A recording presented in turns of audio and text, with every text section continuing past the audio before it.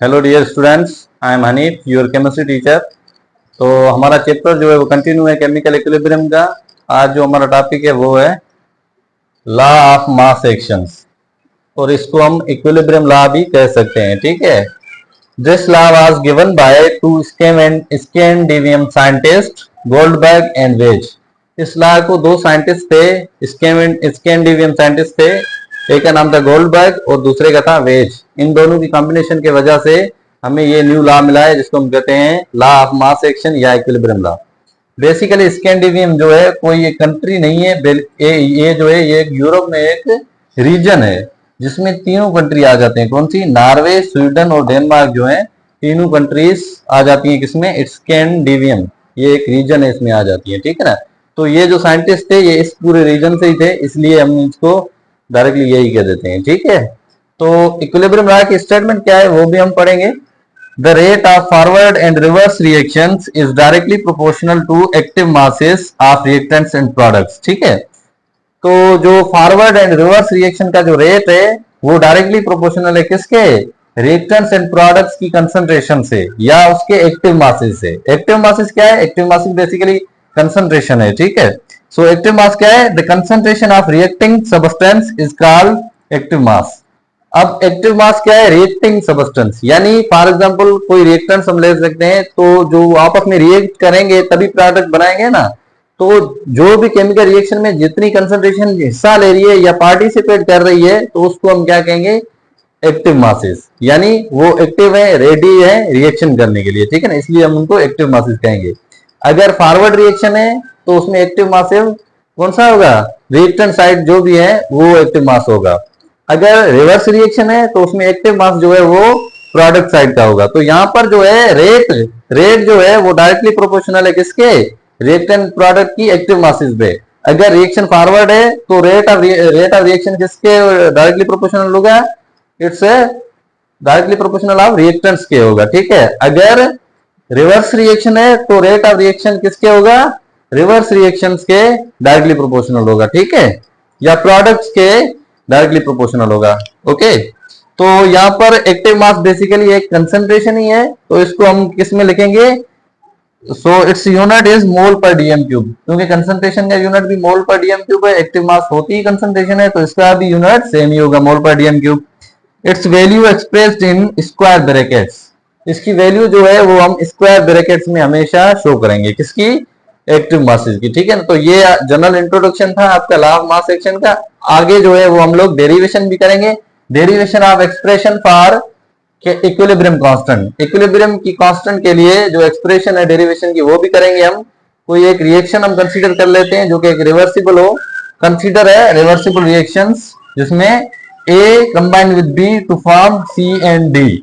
सो हमें पता है कि रिएक्टेंट्स या प्रोडक्ट्स हो उसके आगे जो भी चीजें आ जाती हैं उनको हम मोल्स कह सकते हैं या कोएफिशिएंट कहते हैं। तो हम कहेंगे A moles of A plus B moles of B combined to form C moles of C and D moles of D. ठीक है। तो अगर इस केमिकल इक्वेशंस को हम लॉ ऑफ मास एक्शन के मुताबिक लिखेंगे या according to law of mass action किस तरह से लिखेंगे, तो हम पहले फॉरवर्ड रिएक्शन की तरफ जाएंगे, उसके बाद बैकवर्ड रिएक्शन की तरफ आएंगे। So rate of forward reaction इसका क्या है? R F. आर क्या है? रेट को शो करता है, F means forward reaction. R F is directly proportional to concentration of A concentration of B. ये जो ऊपर है ये क्या है? नंबर ऑफ मोल्स या कोएफिशिएंट है, इसको हमेशा हम पावर में लिखेंगे। ठीक है। सो अगर हम डायरेक्टली प्रोपोर्शनल को खत्म करना चाहते हैं तो कोई कांस्टेंट रखेंगे। सो इसलिए R F is equal to K F. K क्या है? रेट कांस्टेंट है। So K F, F means forward reaction का रेट कांस्टेंट है, concentration of A power A and concentration of B power B, और इसको equation देंगे 1 क्योंकि ये रेट ऑफ फॉरवर्ड रिएक्शन है। ठीक है। उसके बाद आ जाते हैं rate of reverse reaction. So R R, R means reverse and R means rate. So R R is directly proportional to concentration of C power C and concentration of D power D, यानी product के बराबर है reverse.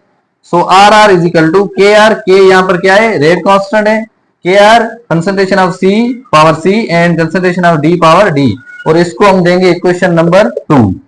As we know that at equilibrium state, हमें पता है कि equilibrium state में क्या होता है? Rate of forward reaction is equal to rate of reverse reaction. Rate of forward reaction है जो कि बराबर होता है रेट ऑफ रिवर्स रिएक्शन के। फॉरवर्ड और रिवर्स रिएक्शन का जो रेट है वो दोनों क्या होगा, इक्वल होता है। किस पे, इक्विलिब्रियम स्टेट पे। तो यहाँ पर हम क्या लेंगे, इक्वेशन 1 है उसको इक्वेशन 2 के बराबर लेंगे, क्योंकि यहाँ पर इक्विलिब्रियम है तो इसके इस हिसाब से दोनों के रेट्स बराबर होने चाहिए।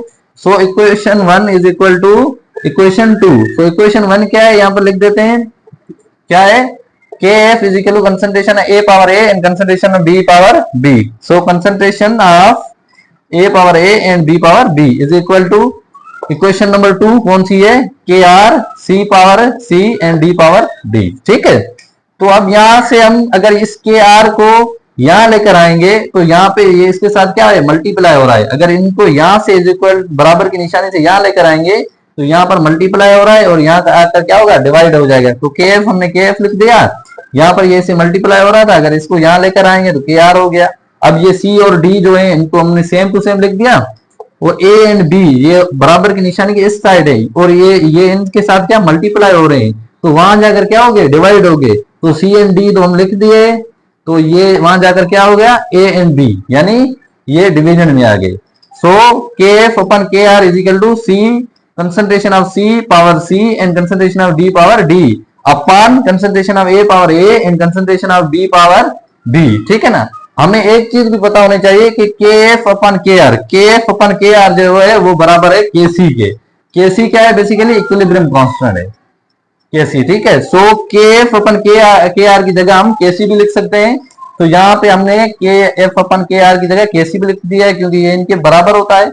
तो यहाँ पर बाकी सेम लिखेंगे, concentration of C power C in concentration D power D upon concentration of A power A and B power B। ठीक है, तो अब हमें पता है कि ये Kc किसके बराबर हो गई, ये जो हमारे पास प्रोडक्ट है और ये रिएक्टेंट्स है। तो हम कह सकते हैं Kc is equal to product upon reactant, और ये जो है पूरी इक्वेशन हमने ड्राइव कर ली। इसी तरह से किसी भी केमिकल इक्वेशन की हम जो है वो ड्राइव कर सकते हैं Kc। ठीक है ना, या Kc उसकी निकाल सकते हैं हम, किस तरह से उनको लिखेंगे, Kc की फॉर्म में किस तरह से लिखेंगे। ठीक है ना, ये जो A plus B to form C and D, ये जस्ट हमने एग्जांपल लिया था, इस हिसाब से हम कोई भी केमिकल रिएक्शंस कर सकते हैं। ठीक है, अगर कोई एक एग्जांपल के तौर पे हम ले सकते हैं, वो अब करते हैं एग्जांपल। सो एग्जांपल के तौर पे हम कोई एक रिएक्शन लेंगे, उसके बाद हम उसकी Kc को फाइंड आउट करेंगे, यानी उसको Kc के फॉर्म में किस तरह से लिखेंगे वो भी हम कर सकते हैं। फॉर एग्जांपल सल्फर डाइऑक्साइड जब रिएक्ट करता है ऑक्सीजन से तो ये क्या बनाएगा, सल्फर ट्राइऑक्साइड। ठीक है, तो अगर इनकी इक्वेशंस को हम बैलेंस कर लें तो यहाँ पर 4 ऑक्सीजन है, यहाँ पर 3 ऑक्सीजन है, यहाँ पर 1 सल्फर है, यहाँ पर 1 सल्फर है। तो इनके सामने 2 लगा दें तो यहाँ पर 2 सल्फर हो गए, यहाँ पर 2 लगा दें तो यहाँ पर भी 2 सल्फर हो गए। अब ऑक्सीजन कितने हो गए, 4 2 6, यहाँ पर ऑक्सीजन भी 6 हो गए। ठीक है, तो इक्वेशन अब जो है वो बैलेंस हो गई। अब अगर इसको हम according to law of mass action लिखें तो according two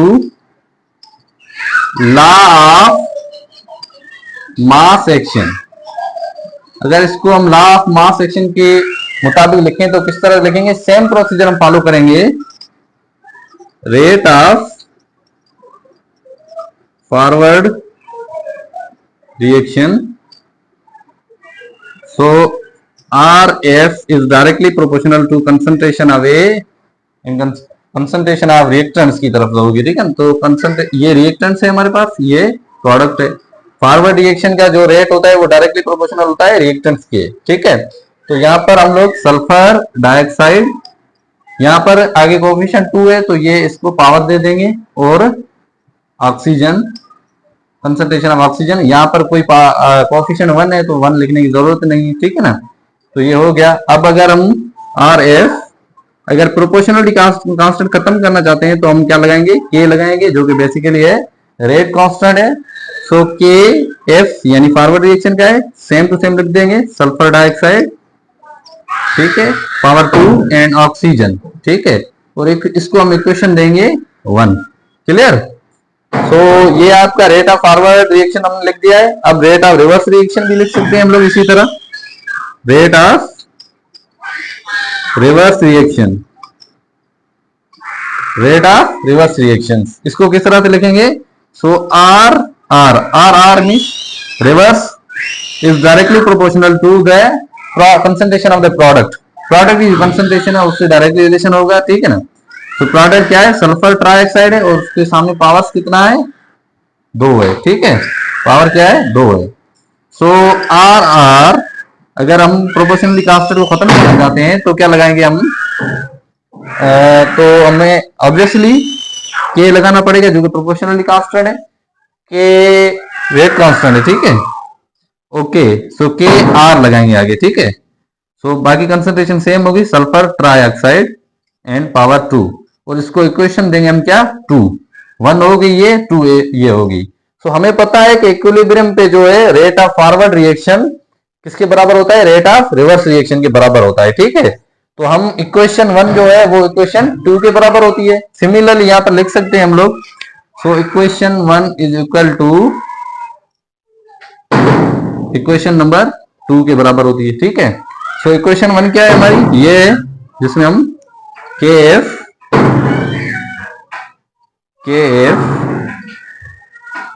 sulphur dioxide power 2 and oxygen, इस पे कोई पावर नहीं है, बराबर किसके होगा? इक्वेशन नंबर 2 के। इक्वेशन 2 क्या है?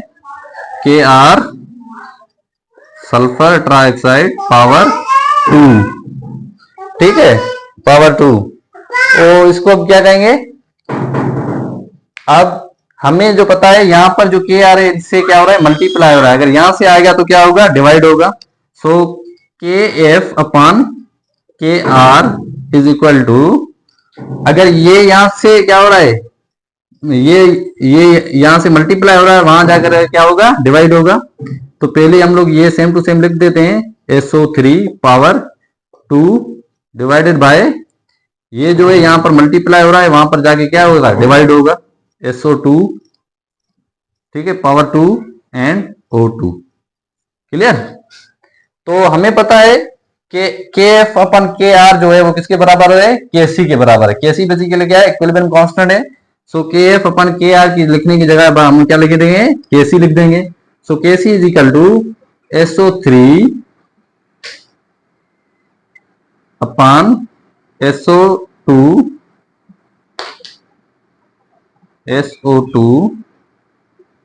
Power 2 and O2, clear.